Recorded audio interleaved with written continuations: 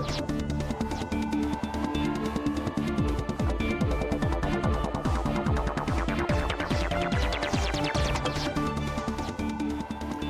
to the Economy Magazine. I'm Benjamin Changalafaris with news from the global economy. On today's show, as Ebola spreads, so does its financial impact. And a Bosnian company proves how economics supports peace. First, the headlines.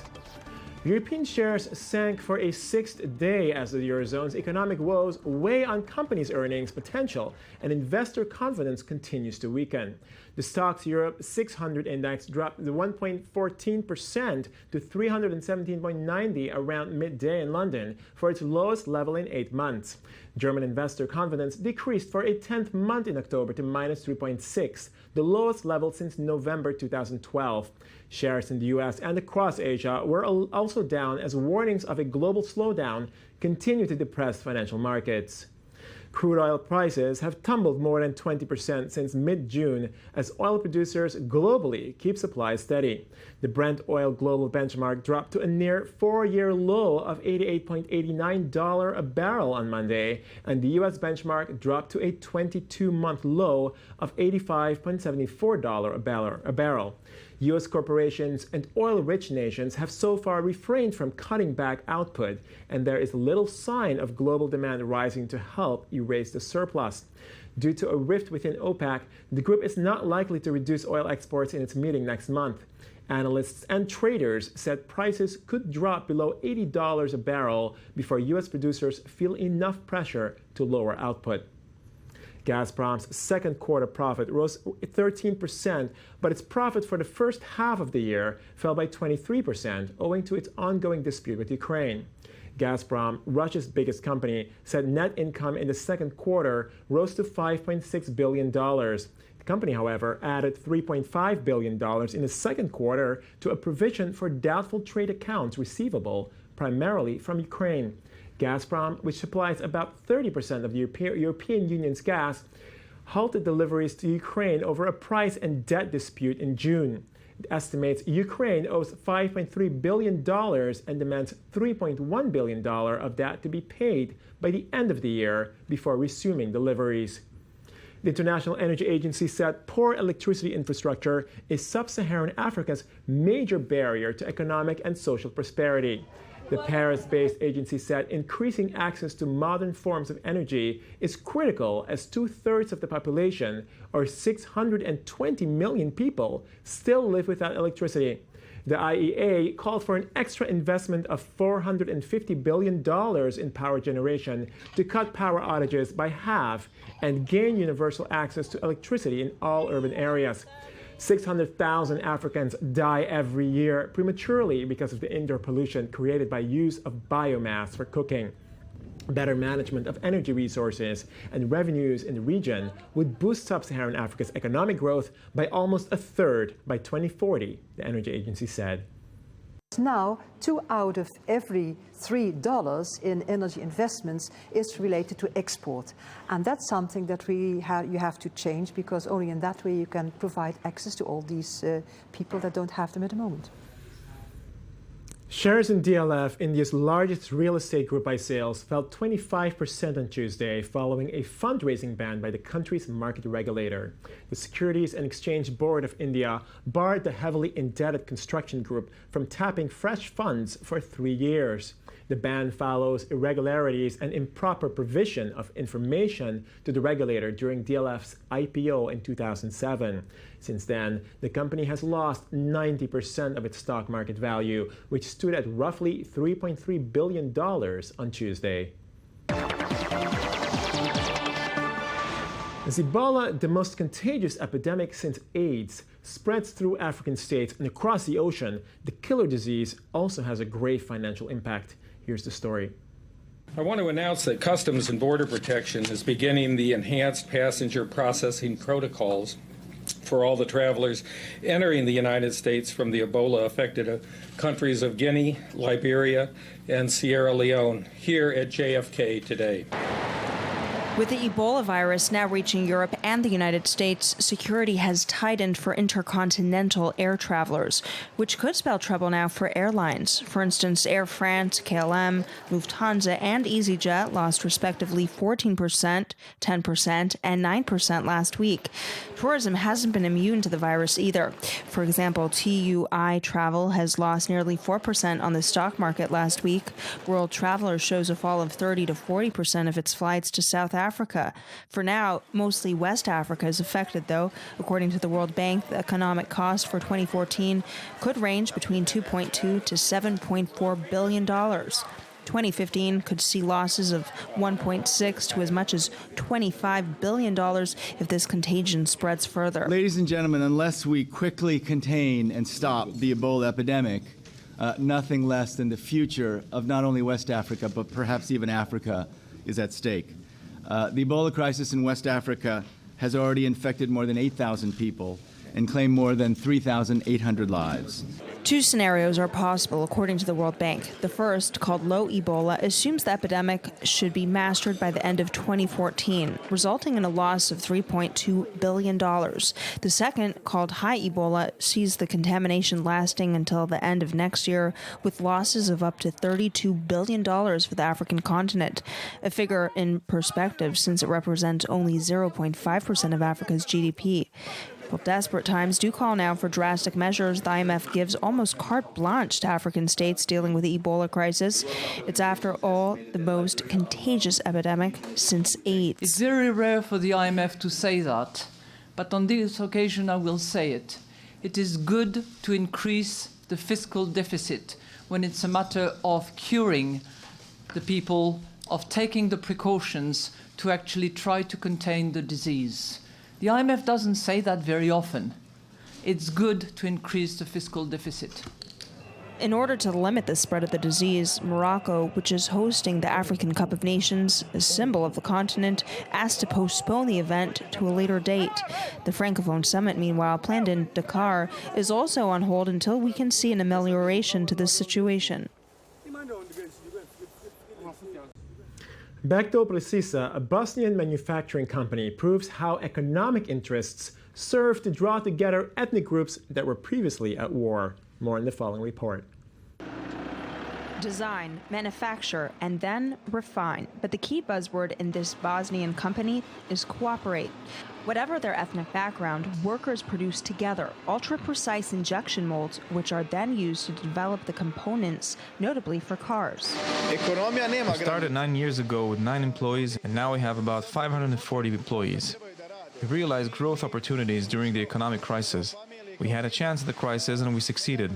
Encouraging skills, not nationality, to achieve a goal exceeded 1,000 employees within 6 years. Since the end of the war of 92 through 95, Bosnia and Herzegovina have been divided, one side for Serbs and the other for Muslims. Bekto Precisa, however, has been merging these two sides to overcome the economic crisis. The economy knows no borders. People just need to work. Our company does not care about the religion or nationality of employees, but only on their qualities. A man is what he can do. Our employees come from Serbia and also from Muslim Croat entity. They encourage skills, not nationality, to achieve a goal, exceeding 1,000 employees within 6 years.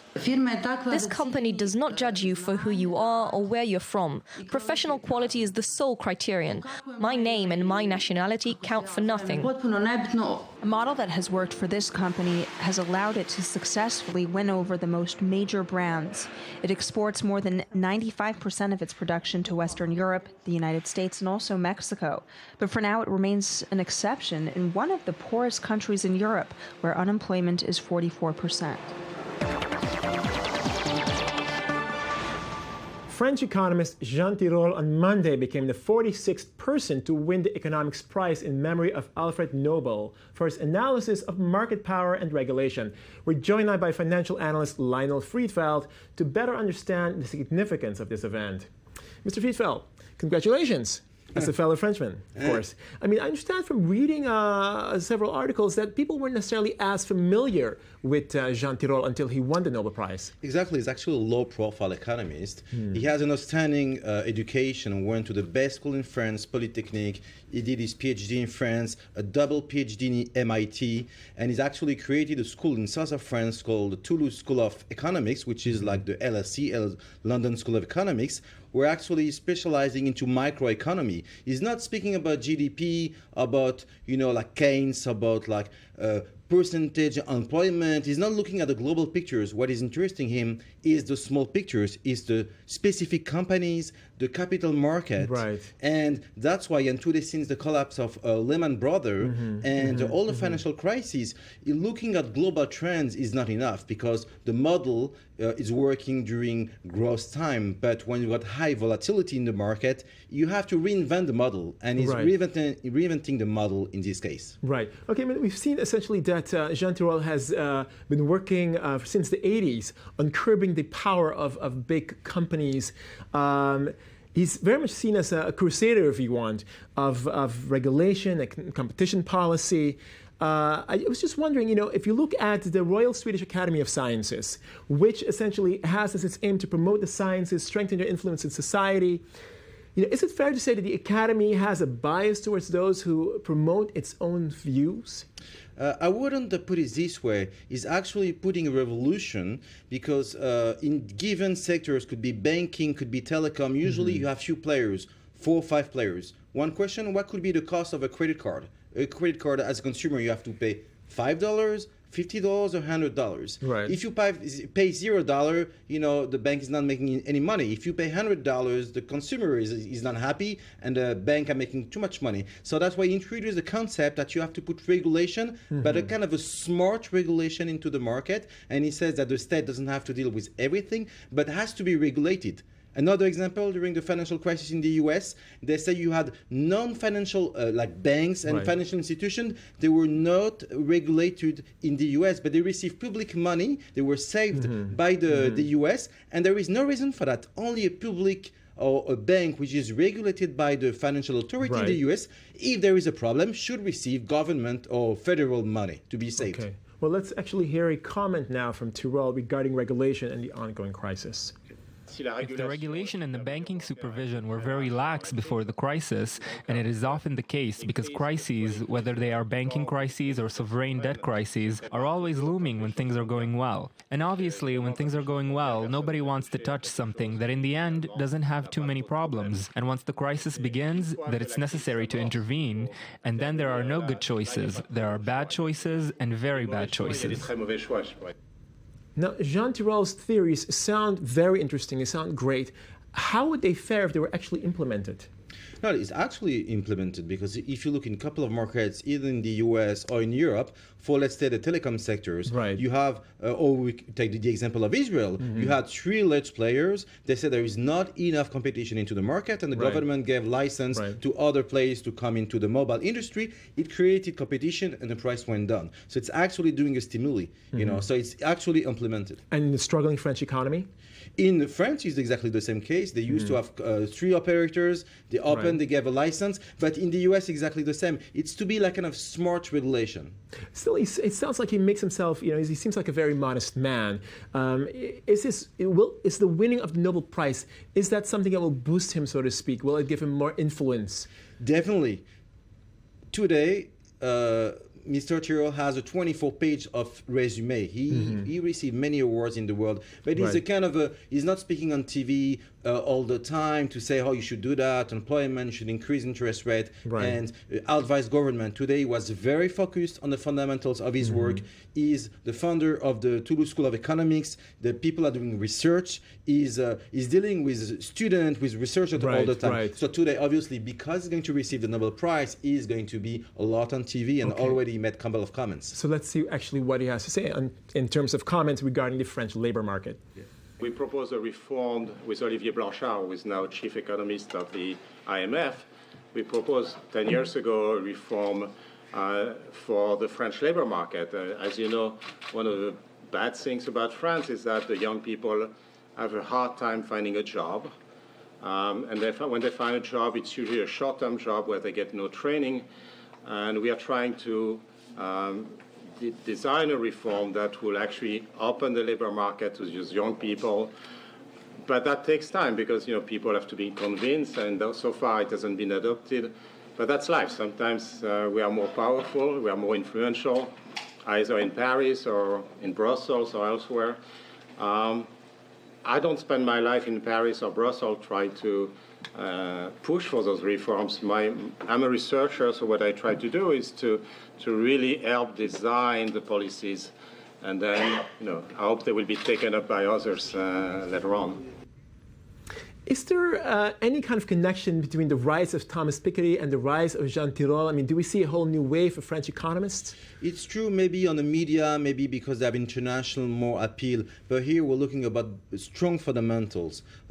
Speaking about the labor market in the French market, to merge actually open-ended, closed-ended. It's really, he just mentioned it, is designing policy for public government in the US or in France. So. Okay.